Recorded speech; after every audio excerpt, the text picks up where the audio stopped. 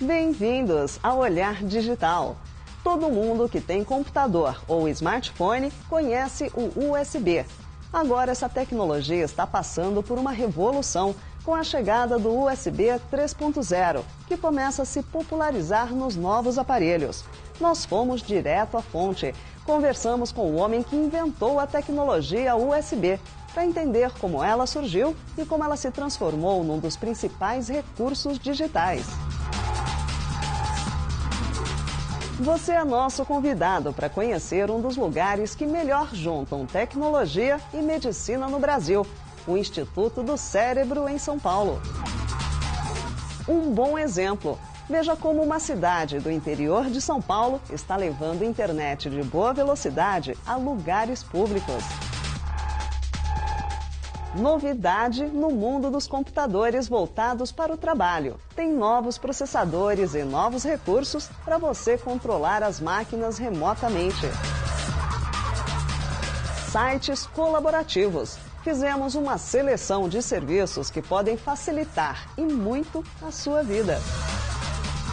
O Olhar Digital está começando.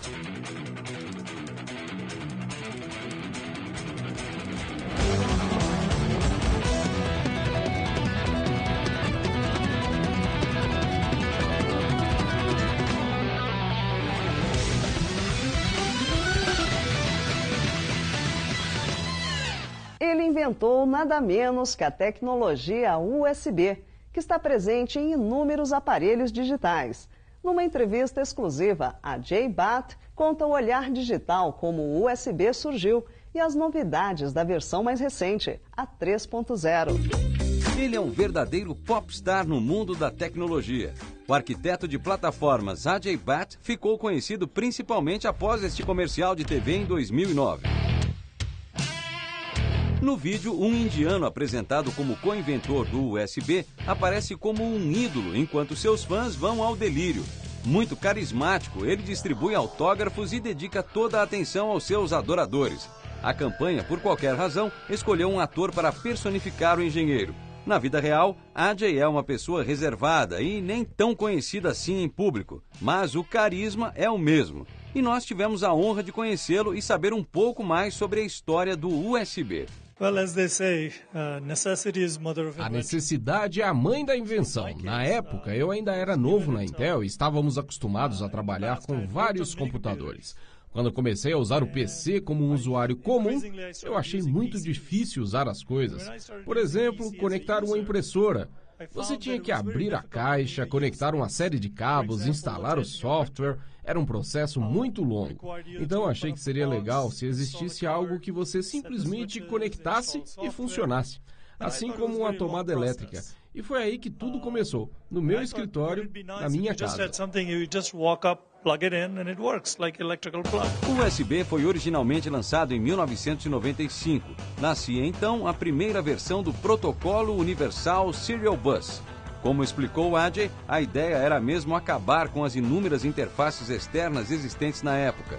Naquele tempo, instalar periféricos em um computador obrigava o usuário a abrir a máquina, o que, convenhamos, não era para qualquer um, né? Já o USB é uma conexão do tipo plug and play, ou ligar e usar, e que permite a fácil conexão de periféricos sem a necessidade de desligar o computador. O próprio engenheiro considera sua criação como uma inovação que tornou o uso do PC muito mais intuitivo e promoveu também o uso de periféricos.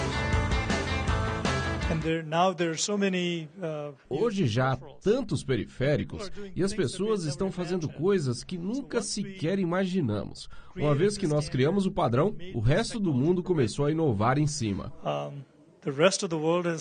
Durante todo esse tempo, a conexão USB evoluiu. Em princípio, a versão 1.0 oferecia velocidade de transmissão de até 12 megabits, ou seja, 12 milhões de bits por segundo. No ano 2000, o padrão 2.0 elevou essa velocidade para 480 megabits por segundo.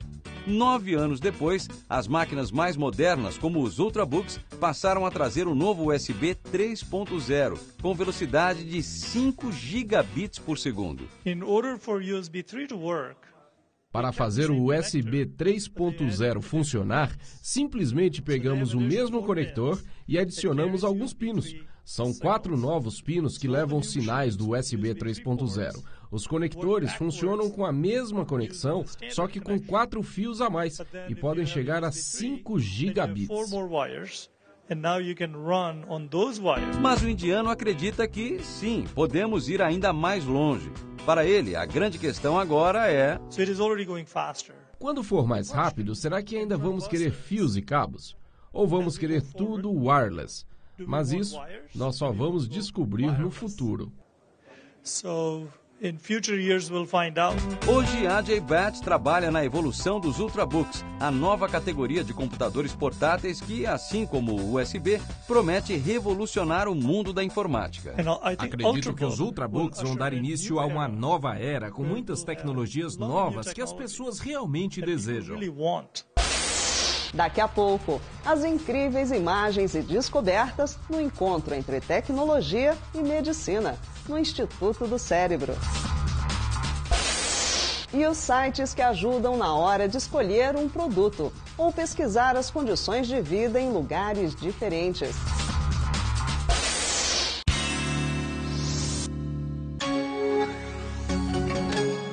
Grandes novidades para quem precisa lidar com computadores mais poderosos.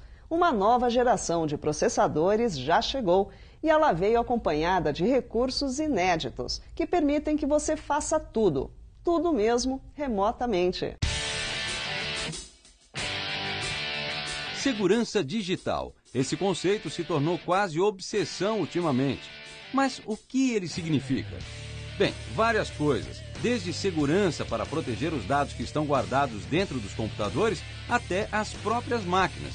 Não são raros os casos de roubos de notebooks. E quando eles carregam informações da sua empresa, aí o problema se torna ainda maior.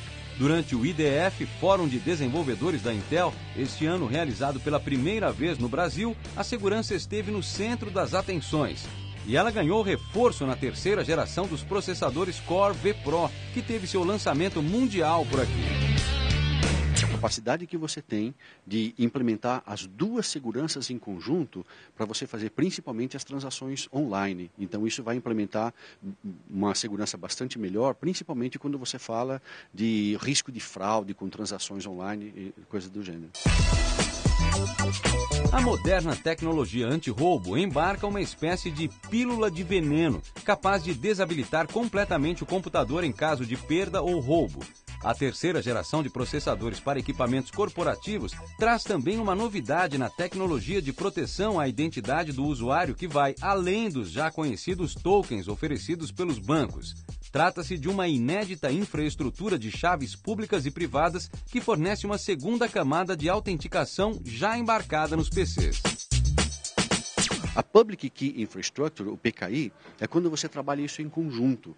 Porque o que acontece? Às vezes, quando você estava fazendo uma transação, essa transação ela poderia ser interceptada, porque quando você estabelece uma sessão vPro, por exemplo, você poderia interceptar essa sessão. Agora, usando o PKI, é impossível você interceptar a sessão, porque a sessão ela é feita para aquela máquina específica. Então, você não pode mais interceptar ela e usar isso em outra máquina. Outra característica aprimorada nessa nova geração vPro é a capacidade de gerenciamento remoto dentro do hardware. Com isso, o profissional é capaz de oferecer suporte remoto mesmo que a máquina esteja desligada. Basta que o equipamento esteja ligado à energia elétrica e com o cabo de rede conectado. Toda essa operação independe do funcionamento do sistema operacional do computador. E uma outra coisa importante que ela possibilita é você ligar a máquina em horários adequados. Então, por exemplo, em vez de você chegar na segunda-feira de manhã, ligar a sua máquina, logar na rede e esperar aplicar um patch, você pode, por um processo automático, fazer a instalação desse patch, por exemplo, no sábado à noite, onde a sua solução de gerenciamento liga a máquina, instala o patch e desliga a máquina. Quando você chega na segunda-feira, a sua máquina está pronta, você não tem que esperar por esse processo.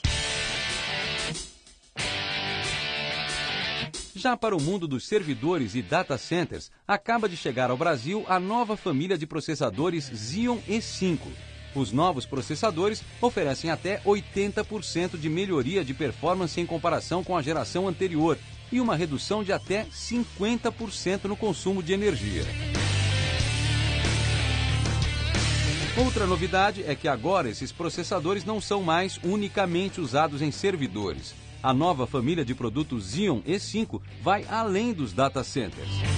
O que nós temos dito para os clientes agora é que o Xeon é o coração do data center, porque ele não está mais somente no servidor, ele já é forte na parte de servidores, com recordes, né? O Xeon E5 já nasce com vários recordes de performance, mas também o Xeon está dentro dos grandes fabricantes de storage, então a maioria das soluções de armazenamento que você vê nas empresas já tem Xeon dentro dessas soluções e também uma série de soluções que oferecem a parte de rede, a parte de switch, toda a parte de roteamento, já utilizam o Xeon como o seu processador central, não mais tendo o que a gente chamava de ASICs, né, de processadores específicos para essas tarefas, devido a toda a performance que o Xeon oferece e todas as características que ele traz para o mercado.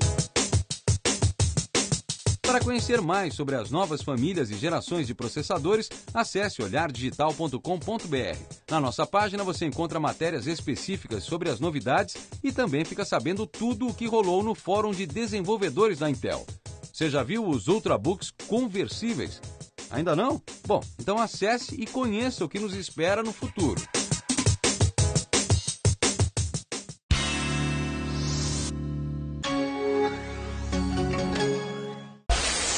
olhardigital.com.br. Acesse e confira o noticiário, as coberturas ao vivo e os melhores vídeos de tecnologia da web brasileira. Veja os últimos destaques. Uma seleção de aplicativos para ajudar na luta contra a balança. Google Plus. Confira o que há de novo e como a rede social da Google está evoluindo. Um site brasileiro que traz a você aulas de algumas das principais universidades do mundo. Conheça o Veduca. Em algumas cidades do exterior já é comum. Parques e praças oferecem acesso gratuito à internet. E algumas cidades brasileiras começam a seguir o bom exemplo.